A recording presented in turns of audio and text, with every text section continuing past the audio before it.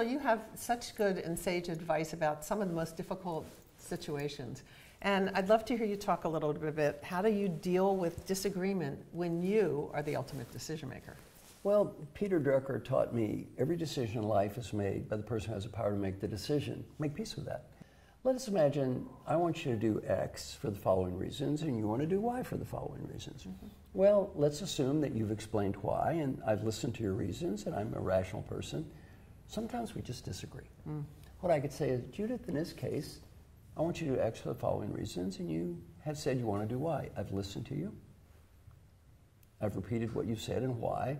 I see the logic of what you're saying. In this case, we disagree.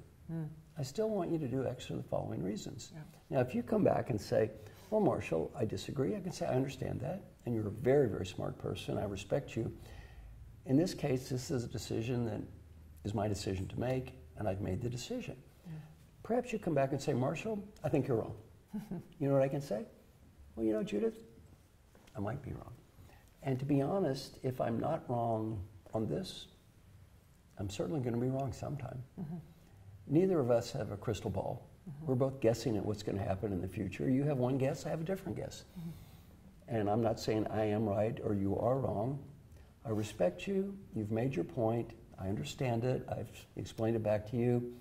I still want you to do this for the following reasons. And give it your best shot. So I would greatly appreciate it. Thank you. As opposed to, let me point out why I'm right and you're wrong. Does that make sense to you? It does make sense. And in fact, sometimes I think of this as the decision continuum, where you kind of, and I use my arm, that over here, you're not a dictator. Well, let's say if you're outside this, you are a dictator. But then the next one is where it is your decision to be made. Right? And at the other end, it's everybody else's decision. It's consensus and so forth.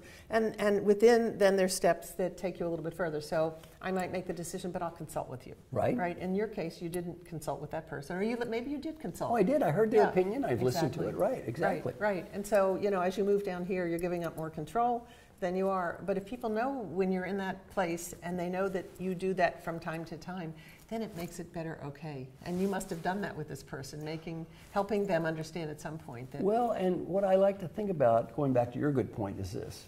Sometimes the right answer for decision making is, here's the decision. Sometimes the answer is, I want your input, I'm listening to it, I'm still going to make the decision as the decision maker. Sometimes the answer is, I want to be involved, this is largely your decision, and sometimes the answer is it's your decision.